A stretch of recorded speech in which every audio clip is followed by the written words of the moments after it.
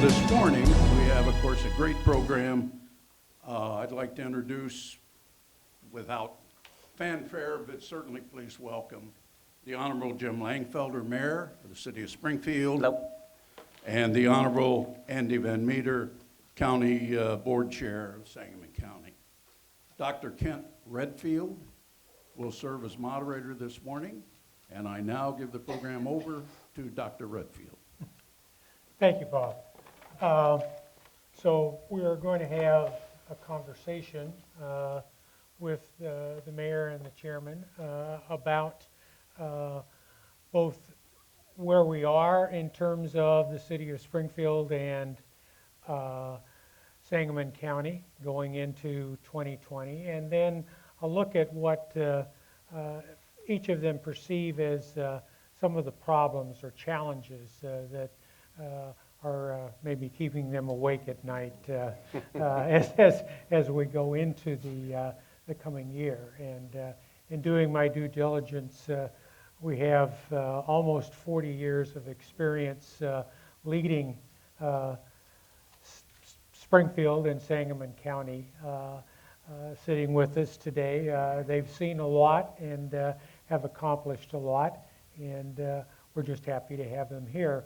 And we're going to turn to Mayor Langford to start us off with a few remarks. Well, great. Should we dive into our 8 minutes? Mm-hmm. Oh, good. So if someone says 8 minutes, just give me the thumb. But thank you all for coming. Before we get started, I'd like to recognize the elected city officials. If the alder men and women would stand up, and I don't know if the treasurer and clerk are here, but if you'd stand up and be recognized, we really appreciate it. Alderwoman DeSenso, Alderman McMillan. And then really, I know if they're in your ward, you'll call them, but the ones you really need to call with any type of service are our directors. So if the directors would please stand and be recognized. I know Public Works Director Nate Bottom's here, so good job on the snow today. Director Scott Dahl, Convention and Tourism, and then Director Val Yezel with regards to Planning and Economic Development, and Julia Frebert, Communications Director. So we really appreciate the opportunity, and thanks for coming with Breakfast with Andy and Jim. That's what we should dub this. Yes. But really, it's a challenging time, but more importantly, an exciting time for Springfield and our region, as I'm sure Andy will attest to. With regards to being the capital of the state of Illinois, we've seen our down years and up years. This is a up time for us. You know, the state finally has a budget. They have a capital bill, first one in over 10 years, I believe. And really, that's very exciting. But for us, I'm just going to point out two projects. MacArthur Boulevard, because I grew up in that area, a $30 million redo of MacArthur, transforming that corridor is going to be very significant, especially as you go past Shields and hopefully eventually connecting up to Woodside Road. But most importantly, the $122 million commitment that Governor Pritzker had with our legislative leaders. We can't thank them enough for fully funding our requests. And it was a partnership with the county, with the city, with all of us working together towards that initiative. And what that does is help move that project from 3rd Street to 10th Street. But most importantly, the development of the corridors. And you know, we've had discussions on that, but that will be coming forward in the future.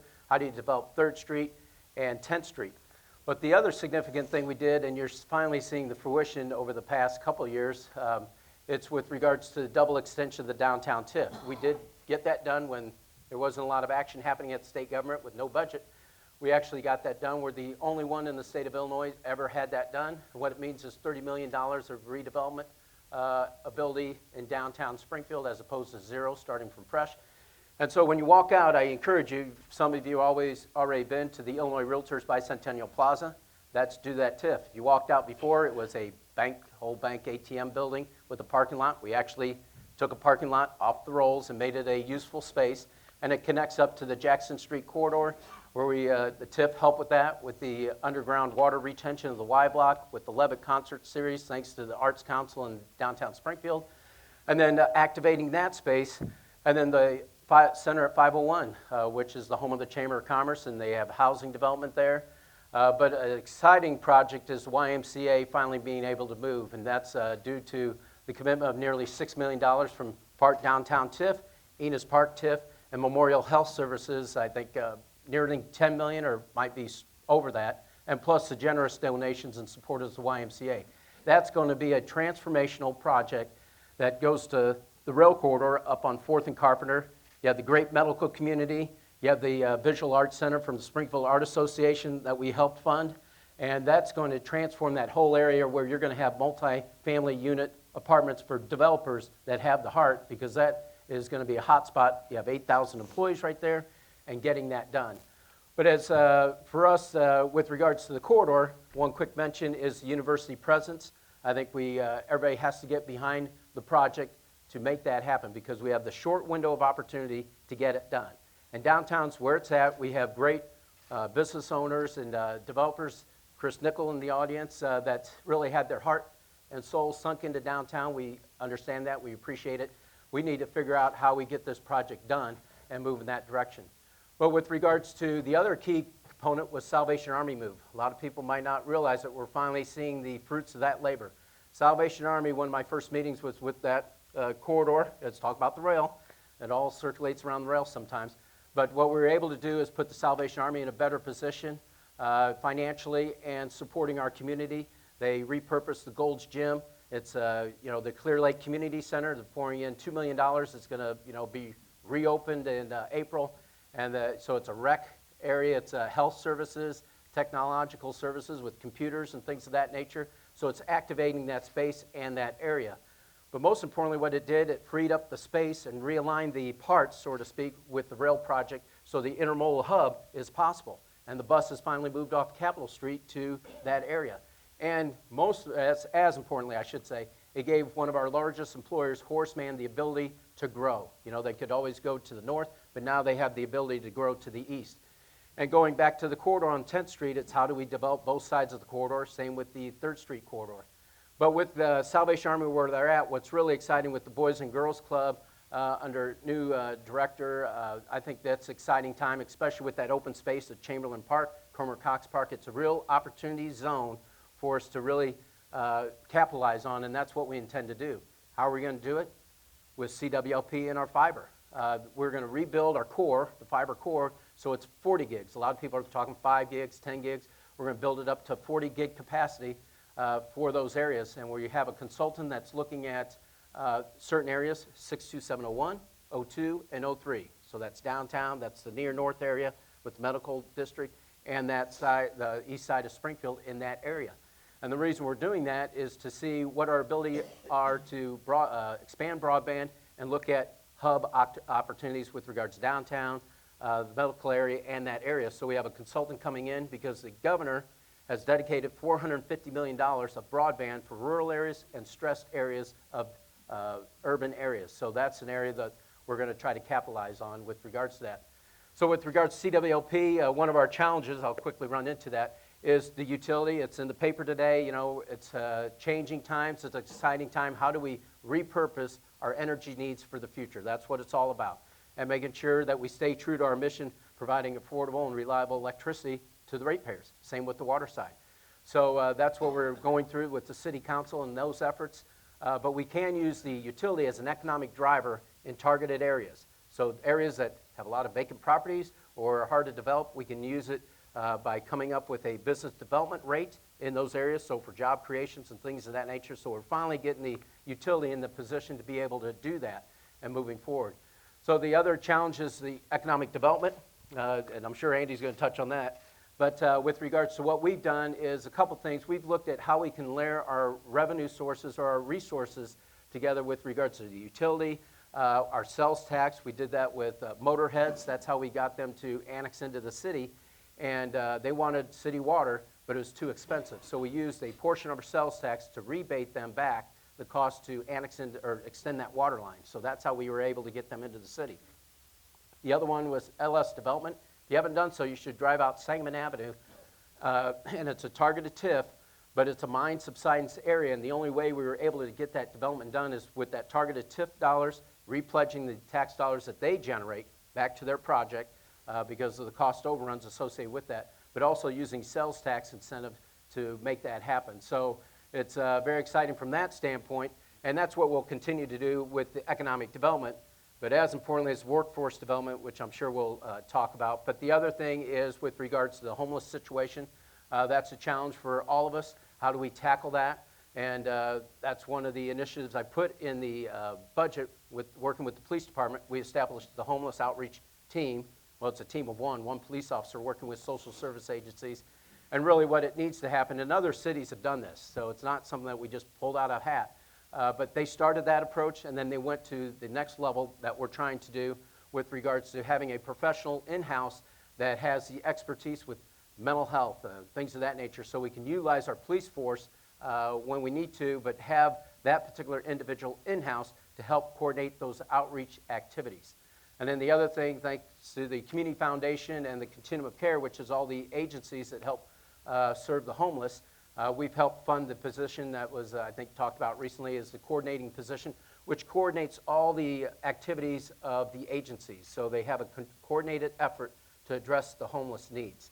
And so those are the challenging times that we move ahead. But really, one thing I will point out is we did repurpose housing with regards to on old Benedictine property is actually off campus, but there's 9 units of housing, and we transformed that into homeless or services, support services, housing for the veterans, especially for female veterans. So those are some of the items that we have, and we do have a handout that we prepared with the list of things that just took place over the last year or so, and then how we're looking forward to accomplishing some things this year.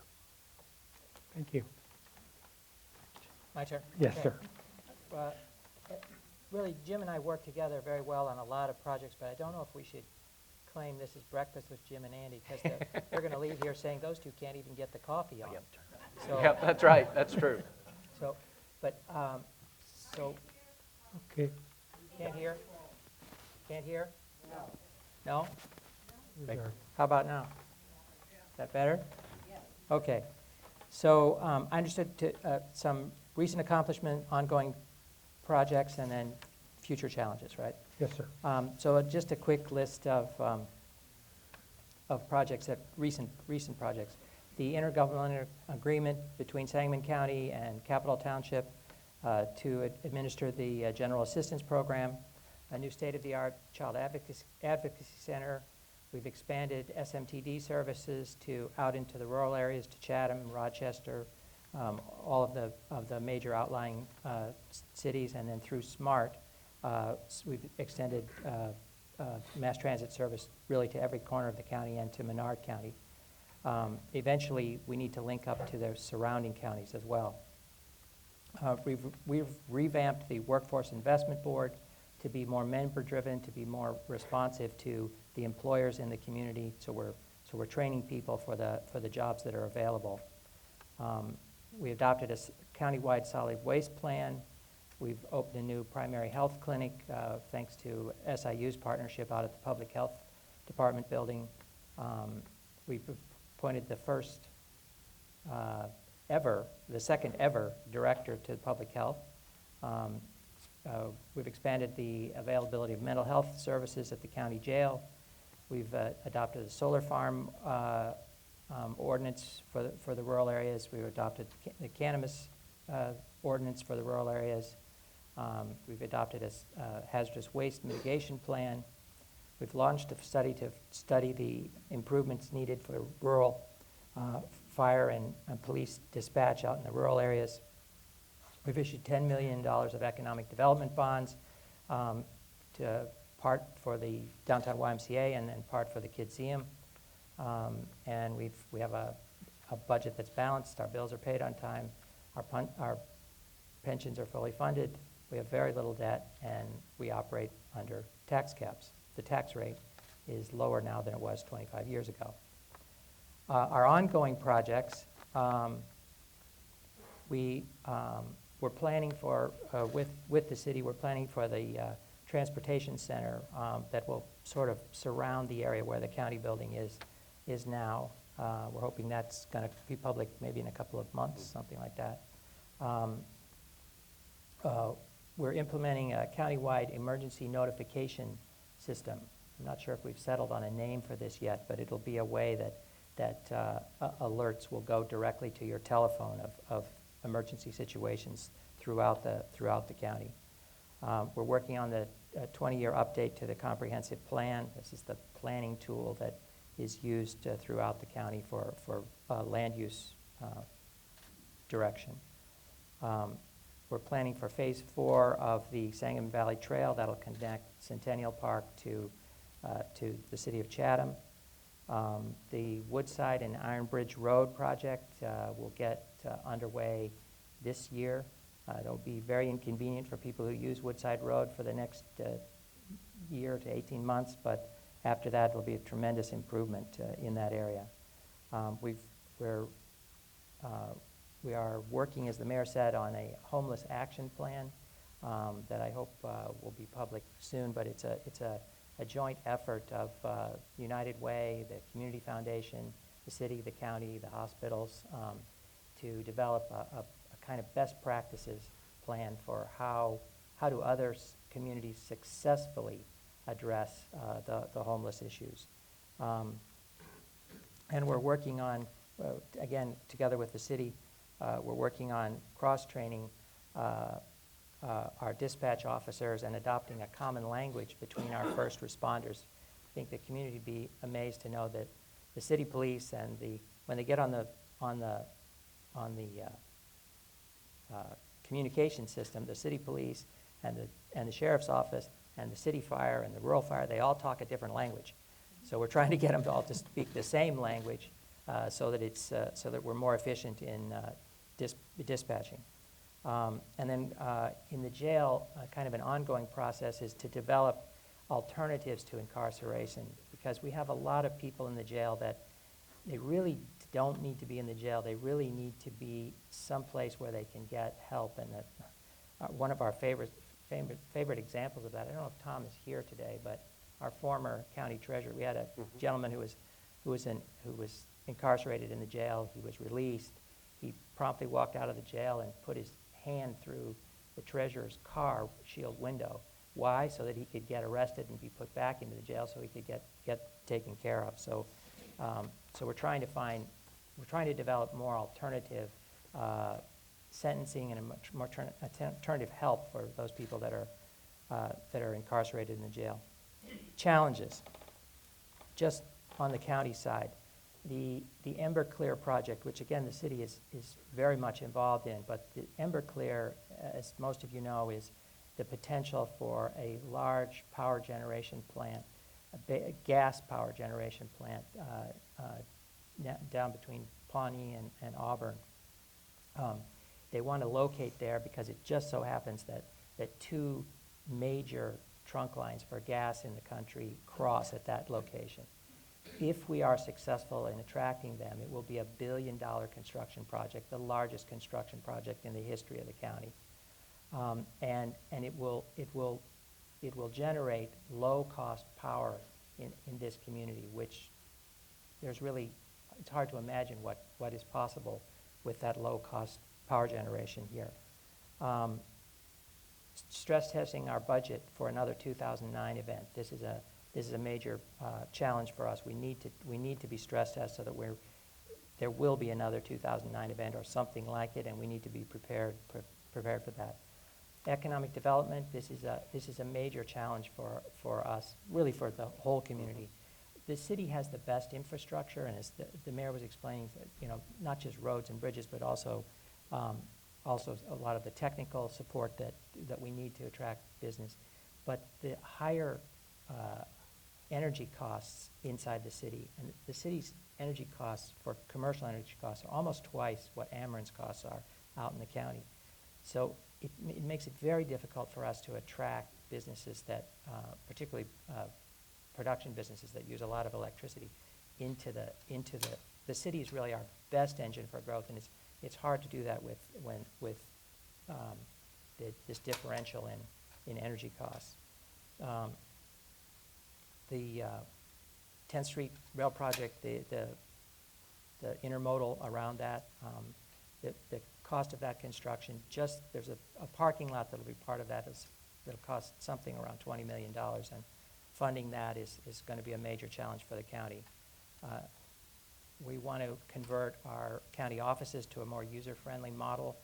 We're working on a model that was really operating in Lincoln's day. And we want to continue to drive down our operating costs. That's really essential if we're going to have resources to fund other initiatives. Community challenges. The downtown university complex, as the mayor talked about, this is an enormous opportunity for us, and we must not blow it. The Race Riot Memorial, the 1908 Race Riot Memorial. There's a beautiful plan for this memorial, but we really have a lot of work to do in figuring out how to get that funded and constructed. A comprehensive plan for the downtown area, I think, is important in the long-range planning of the community. SMEA expansion, the expansion of the built Bank of Springfield Center. I think this is critically important, and it is SMEA, the Bank of Springfield Center.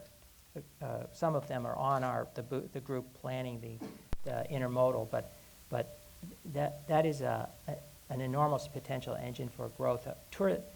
We have 4 major industries in this community. Tourism is one of those 4 major industries, and that facility can really help us grow that industry. The sports complex that has been talked about, that's a tremendous potential amenity for this community.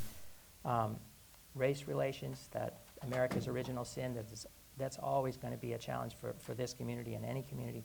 And finally, cultural development. We're famous for Abraham Lincoln. We're famous for the state capitol, but we could be famous for other things too if we can coalesce around what those might be and develop a culture around those things. And I hope that my personal hope is the Community Foundation will lead that conversation. And so let's just run over a couple of things before we turn this to questions from the audience, which is why you all came here. Like everybody else, I can read census reports and election returns.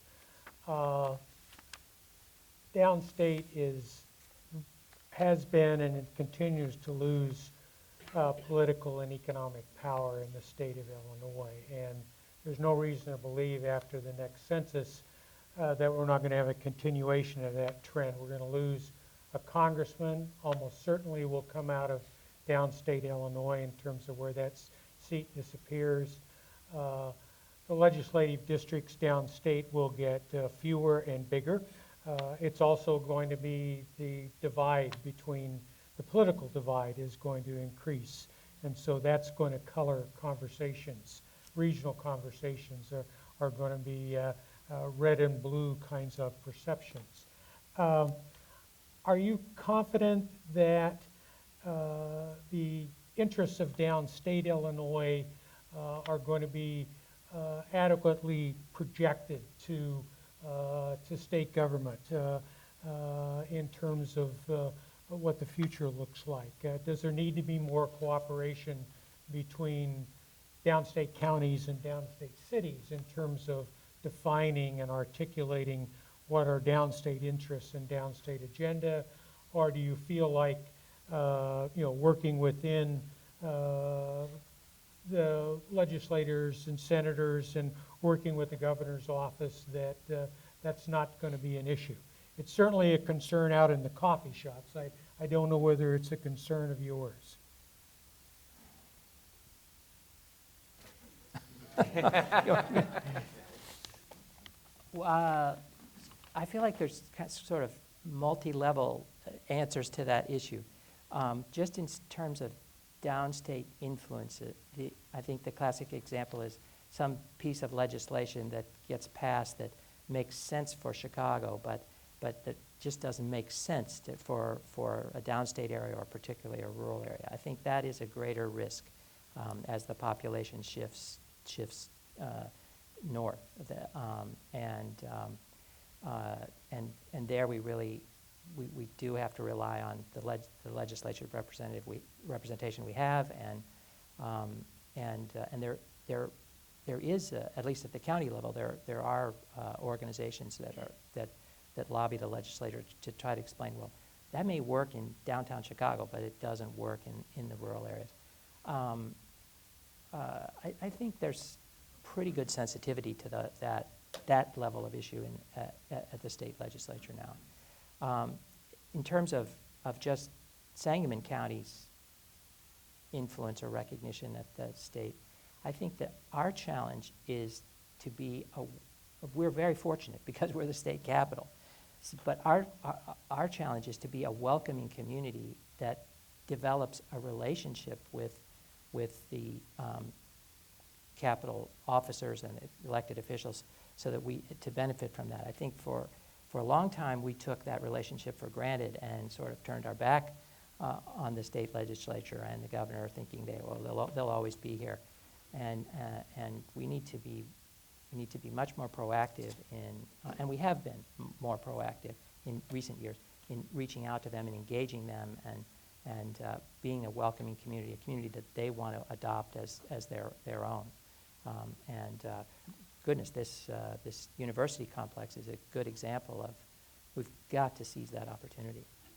Yeah, with regards to the census, real quick, thanks to Val Yezel, she's helped coordinated our effort with the Complete Count group. It's coordination of groups in the county and especially Springfield, because we want to make sure everybody's counted so we get the financial resources we deserve for providing services to the people. So that's been a great effort in coordinating our local resources. The other one is Julia Frederick, Communications Director. She worked with HIP Advertisement and really came up with a great message with regards to the importance of getting the count out. So we met with the Illinois Municipal League. They represent all the cities throughout the state of Illinois, and they're over at the state capitol very often lobbying our efforts, but all cities' efforts. And we met with them, and they're using that template for any community throughout the state. And that's very important because we took the brunt of the initial costs, which wasn't that much, but the state of Illinois helped, I think, with the $50,000 grant moving that initiative forward.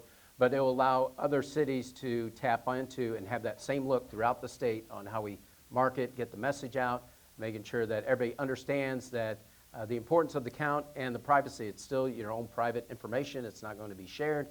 So that's an important concept to make sure that we do get the federal financial resources and the state resources to the areas that have that count. So we want to make sure everyone's counted in our communities. The other side with regards to the state, I'm not too concerned because of our representation. Senator Menard, he's a great representative with downstate. That's where he came from. That's why we're pushing the SIU-UIS collaborative effort together because he knows the importance of that and the importance of downstate to Springfield and the state of Illinois. So that's one key component.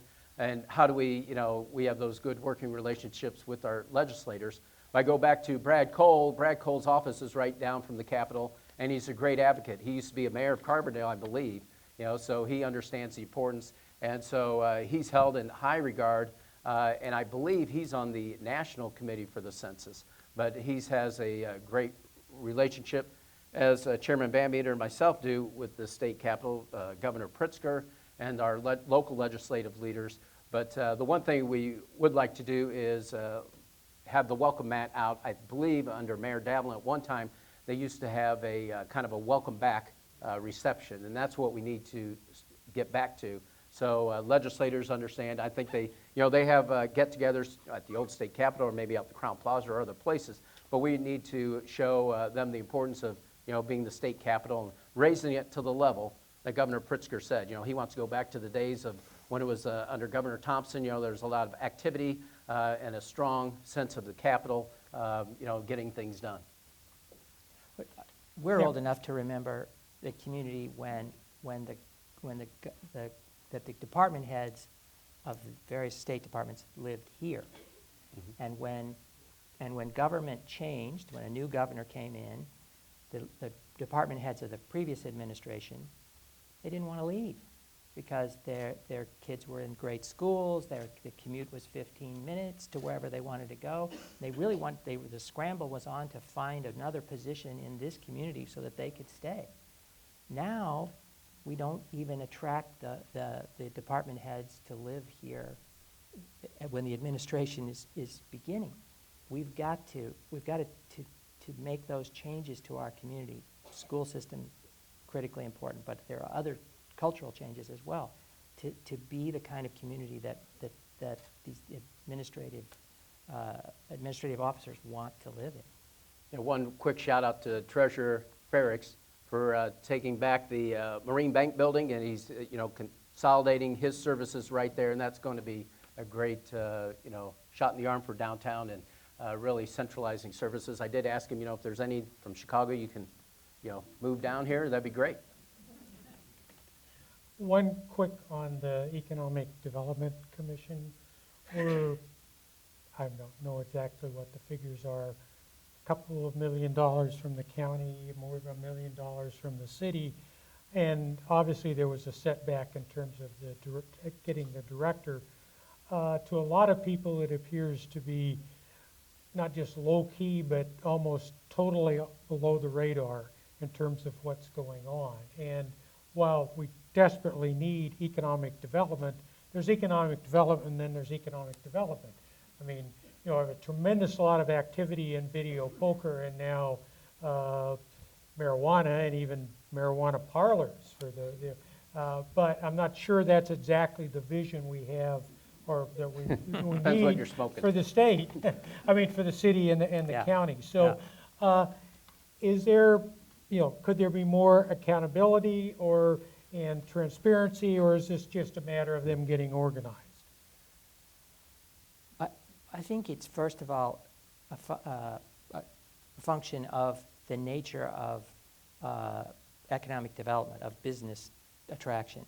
It's a lot like fishing. You sit there and nothing's happening and nothing's happening, and then you get a bite. And you think nothing's happening on the surface, but there are things going on underground. So there are a lot of nibbles that they have gotten over the past 2 years that they've been organized. We don't have a bite yet. The best bite we have is this Emberclear project, and the best news on that project, I don't know that it's been publicly, it's not the kind of thing that you have a press conference about, but the funder of that has committed 7 figures to the next stage of that development. That's real money going into it, which makes the project look, I mean, it could still fail, but it makes it look much more real. But it's not, there won't be a press conference until they're ready to commit. Of course, losing the director was as a setback, but they have immediately initiated a new search with a professional search outfit. The search outfit's narrowed it down to 4 candidates, and they're in the process of interviewing those 4 candidates. So I think with regards to the Springfield Sangamon Growth Alliance, the important part of it is the public-private partnership, because and I think the other aspect is the national reach, and that's the intent, is how do we reach out nationally. And so they're working on that with regards to coming up with a marketing effort, things of that nature. But with regards to attracting businesses, I think there's one scheduled. And Josh Collins, I give a shout out to him because he came from the chamber. This is kind of a springboard off of Q5. And so it's building upon that initiative and really having that public-private partnership, getting all the large entities or businesses around the community together and seeing how we can attract more businesses. So the one I think is coming up is with the medical community, because what we need to look at is what's in our community. We have a great medical area, government's large, energy, of course, and the arts with regards to the culture, and how we capitalize on that, education as well. But medical is first and foremost. We should be bringing in businesses that complement the ones we have right now. So they have vendors, they have suppliers. We have a great SIU School of Medicine. So those are the targeted, kind of the targeted reach we need to do, and the SSGA will help with that. But for me, I think the most important initiative right out of the gate, and the perfect one for this type of structure, is the university downtown. I know it got off on the wrong foot, but you have to start somewhere. And really, when I was approached, they said, "What do you think about that?" I think that took everybody by surprise as far as the shock factor. But really, to me, it made sense to start where the ramp is, where the city owns. You go by that block and it's a dilapidated ramp. It needs to come down. We have a hotel possibly moving in there. They're still trying to do their financing. We'll know within a month if that happens or not. But the university, with regards, you have like 2 square blocks right there. Resource one was, amenable possibly to move. But really, what you need to do, or everybody, I'd encourage you, go look at the Cortex in St. Louis. The Cortex has 2 universities came together, St. Louis University and I can't remember the other ones, plus hospitals working together in the same lab space at times, and sometimes they have their own lab space. But what it's done is created that ecosystem of like the incubator, like Innovate Springfield, and they've blended the old with the new. And that's what can happen. But we have the short window of opportunity, and the SSGA, I think, is the right one because it has the private-public partners there. But it's up to the universities to tell us what their needs are, and then how do we go get the funds to make it happen? Because if we don't get the funds with the unified message associated with that, then we've lost that opportunity. So we have that opportunity with the capital bill. We need to figure this out. It's not a monumental task, but it's one that everybody needs to get behind and move forward in a thoughtful process along with that. And with that, do we have, yes, we have a mic, so. Questions, I got to get my steps in. So I just listened to Mr. Van Meter talk about we sit there and we sit there and we sit there waiting for a bite. When do we become a city that attracts the fish to jump in the boat? And I just listened to the mayor talk about Cortex and T-Rex in St. Louis. Why don't we have some kind of presence down there to say, we're just 90 miles up the road, train or car. Come to Springfield, and you can, housing's less expensive than St. Louis. Business startups hopefully are less expensive than St. Louis. And we have all the same things, hospitals and whatever. And I listened to Mr. Van Meter talk about the rail and building a transportation center. Every place along this track already has advertised what they've done to attract tourism and businesses along this rail corridor, and we haven't. So when does it really change here? Well, I'll go first on the, with regards to the marketing aspect to the radius. Scott Dahl, he could speak better than I could, but that's our reach with regards to Indianapolis, and that's more of the conventions, what we have to offer. But with regards to the capacity that you're talking about, that's the importance of using CWLP, building out the fiber to 40 gigs. You've seen the commercials on TV. Everybody's talking about it. And that's a key concept. Innovate Springfield, coming downtown was a big component for entrepreneurship and how do you grow from that. And so it's all the pieces are coming together. It's taken probably more time, but I've been in office 4 years. I'm not sure about Chairman Van Meter. But the good news is everybody is working together. Everybody is trying. You've done a great job in downtown Springfield. I think we're right on the cusp, especially downtown. And the reason I focus on downtown, I know it probably drives my West Side aldermen crazy, or all the women, but really where the development needs to happen is in the inner core, because that's your greatest propensity for property tax revenues coming and the greatest opportunity for development. I get calls all the time. I try to get Portillo's go all over the place in Springfield. They want to go out west because of the rooftops. And it's not like it used to be where you go out, like you said, go out and it's personal relationships. What drives economic development are the data, it's the numbers. That's why it's important to have the broadband initiative. It's important to be a smart city, which we're going towards right now. It's about the foot traffic. What's the count in areas so you can drive that development to the areas that you would like. And so those are all coming to fruition. With regards to utility, real quick on the rates, that's one of the important things that the council took initiative with myself and the administration of CWLP. We went from 1 day to cash to over 90 days of cash. We got reaffirmed by Moody's. They congratulated everybody on their reelection. It showed stability, and there are opportunity to reduce business rates because the residential rates are competitive. The business rates do need to be addressed, and they will be through this, the reformation of CWLP. And that's a crucial, important decision for all of us to get involved with and make that determining factor because we're talking the impact from an economic standpoint, from our opportunity to deliver electric and water services to our people, going back to the mission, affordable, reliable, and quality. That's what it's all about, but it will drive economic development as well. Next question, please.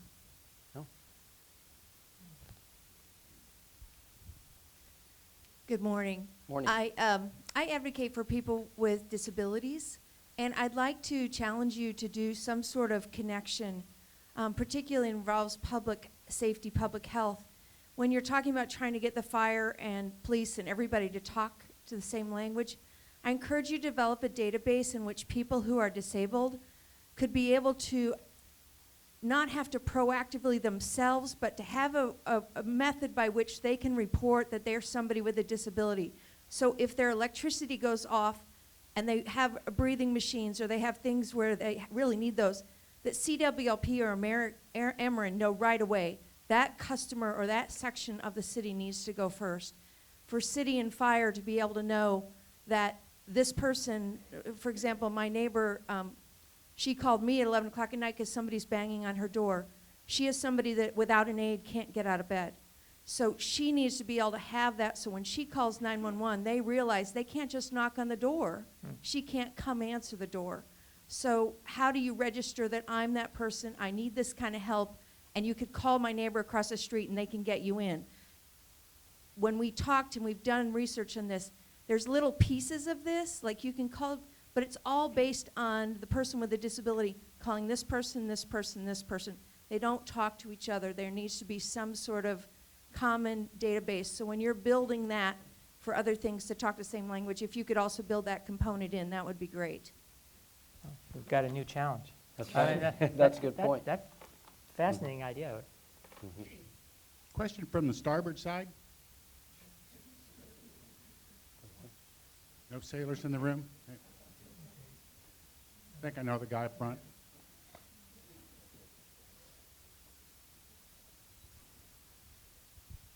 You both talked about the need for the community to get behind the university presence downtown. Easier if we know what we're talking about. Are you both on board with the idea of demolishing existing buildings, asking existing businesses to relocate to make room for this project, or is there a better alternative for this to go forward? Well, from my perspective, it has to make sense with regards to that. And again, that's why I use St. Louis as the kind of like the model, and that's what we need to work with. And the financial resources. I'm a firm believer if someone wants to know what a lightning rod it could be, just go to the medical community. You know, with the SIU, Memorial Health Services Learning and Innovation Center. You know, my grandparents lived across the street from there, so I'm familiar with the area, but that changed the whole dynamic of the area. And so I'm a firm believer if we land it at the ramp where the ramp is, I think that's a logical spot to start because if the hotel project doesn't go through, this would be a great alternative. But there's, that's what we have to be is flexible. We can't be rigid, and with regards to development, you have to be flexible to what the needs are, so you have that synergy that happens with regards to development. But with regards to the vacated space right there, I encourage everybody to go over there. It's at least almost two blocks. It depends on, of course, resource one, or it goes beyond, or build around, or whatever. Bottom line is that you need to find out what the university's needs are, or their capacity, but there's plenty of room for growth. And one thing I should point out, I went to the Mayor's Institute. 6 mayors were invited to go to the Mayor's Institute. I think it was like 2 years ago. And the project they selected was downtown. And one of the things they said is, you have ample parking. You have too much surface parking. So that's what we need to take a look at. That's why I kind of, take the enjoyment of the Bicentennial Plaza. It actually make a usable space out of parking. So that's what we need to work on with regards to parking. I'm just going to really briefly talk about parking meters. They're essential for moving traffic. That's what they're for. We can use technology to have individuals realize where the meters are. The other thing is we need to be usable with our surface parking lots. If one's not used during the day, we need to figure out how we can use that parking during the day. And then if it's not used at night, we need to do the same. So that's why we're partnering with downtown Springfield with regards to that. But back to your question, I think we can do it with regards to what's taken down, what's not. I think that's all through the process. I'm a firm believer in the process, getting people engaged. That's why we did our ward plan meetings, to get feedback. But really, the universities have to drive what's the need, and then let's go get the dollars to fulfill it.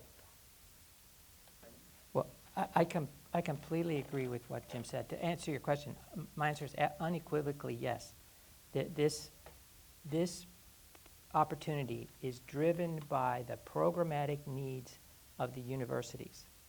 And what I understand, and all of this is fluid, the universities are still working out their programmatic needs, but those programmatic needs are substantial, and some of them are highly technical, laboratories, medical-related things.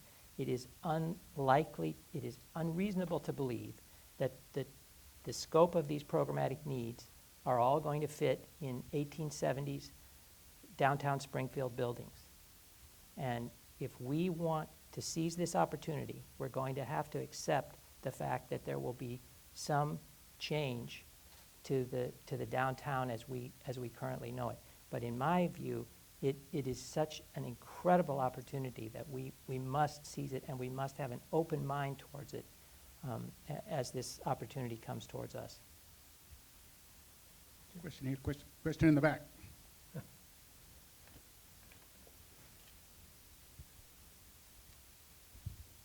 Hi, my name is David Lee. 29 years old. I think I might be the youngest person in the room. Kind of got a question for the millennial generation, I guess. What are the biggest, first of all, how are you guys engaging in some of these long-term plans, the younger generation, and thinking about plans for that? And also, what are the biggest initiatives? I think the university project is, probably number one, to kind of think about the next generation and what we're doing to, keep and retain and attract them.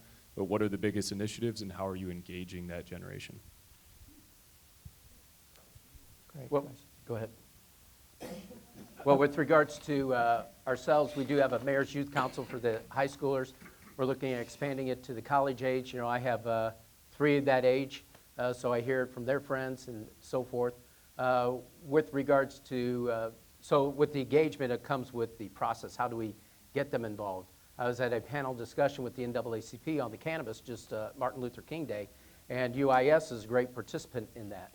And so that's what I question, that, how can we educate people on this initiative, things of that nature. So really we have to do, continue to do outreach as much as possible with regards to that. And a shout out to Downtown Springfield. You helped with the Momentum project. They raised $30,000 that night, which was great, beyond what your goal was, which is really speaks volumes. But it's all about the young people, and a lot of times what they do is look at downtown. So we are listening. When they come downtown, it's all about the experience. How do we enhance that as much as possible? And it's about partnering with other entities, with regards to the east side, partnering with Michael Flan, the outlet, and other entities that do that outreach and do it collectively. But really, it's how do you listen and respond to the needs? And that's what we're trying to do from all aspects of our community, different age groups and everything. I just want to add to that the SSGA has a series of panels of people your age. If you'll stay after, we want to get your name, and we'll get you on one of those panels. But one of the questions the SSGA is constantly asking these panels is, why do our young people leave and they don't come back?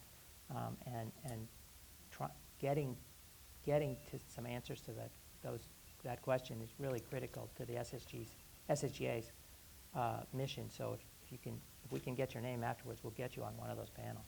Real quick, personal experience on that is a lot of my son's friends, he's 27, he has friends that he made, closest friends came from UIS, brought them here, and they were from Chicago. They stayed here because they liked the lifestyle.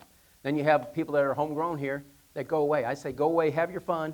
When it's time to raise a family, come back to Springfield, and we're seeing that. My sister's a perfect example of that. I know others that have done that. When it's time to raise a family, they come back because it's affordable, it's a great family area, community, and that's what it's all about, creating those experiences through the culture, through the arts, through economic development, those opportunities. And, we have a lot to be thankful for because we've come a long way in down times, and it shows the strength of Springfield and the surrounding areas. Before we wrap up, because we're getting short on time, the guy who bought the coffee gets to ask a question. 2. Here, the sum and substance of the session today was to look toward the future. future of Springfield, future of this area. I would like you to tell the group what the one thing is you would like to see accomplished over the next 5 years that will significantly and positively advance the future of this area that you haven't already mentioned today. Well, the one I would tackle is with regards to safety. You know, our police department, we have, I think we have second to none. Our fire department's class 1. I think our police department's that way, and it's through those relationships. It's building trust in the community. So from that aspect, looking to the future, we are looking through the advancements of technology, you know, shot spotter technology, because wherever you live in Springfield, we want it to be safe. That's why we come up with Safe Passage program to address the drug addiction and partnering with Gateway. We're doing the shot spotter for areas, targeted areas, and that's with partnerships with HSHS St. John's and Memorial Health Services. They help fund, each giving $50,000, and we covered the rest, $273,000 in total.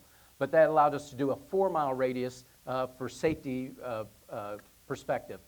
So really the police department and safety, because wherever you're at, you want a safe place to live. And as we know, we just heard, you know, about Springfield, how it's more dangerous than Chicago, God forbid.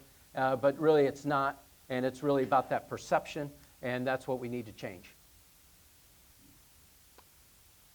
I'm sorry, I made a long list and I don't have an addition, but That's why I asked that question, Chairman. let me repeat one that I mentioned earlier. And I think finding some additional cultural identity besides Lincoln, besides the state capitol, we can be known for something else, something more. And it may be, and that seeking what that is may partly address this young man's question about what would the youth of the community like to see. And I don't, as I said, I think the Sangamon County Foundation is kind of ideally situated to lead that kind of inquiry. But if the railroad project has taught us anything as a community, it's if we all get together and focus on an issue, we can literally pick up a railroad and move it where we want it to be, and we can make other fundamental changes like that if we can get focused on an issue. And I think that additional cultural amenity or dimension would be a wonderful addition to the community. My work here is Do you have a done. question real quick? Do you have a question? Kent, thank you He had his very hand much. raised for the longest time. It's 9 o'clock. We've Okay. got to close. We can answer it after. Thank you today for the mayor and the chairman. I'm very appreciative that they have chosen to be with us. We are working on a program with the 2 universities to do something like this on what their plans may be, and they may very well be announced here. And so that's our plan over the next few months. Again, thank you for joining us. Hope you can make it in February. Thank you. Thank you.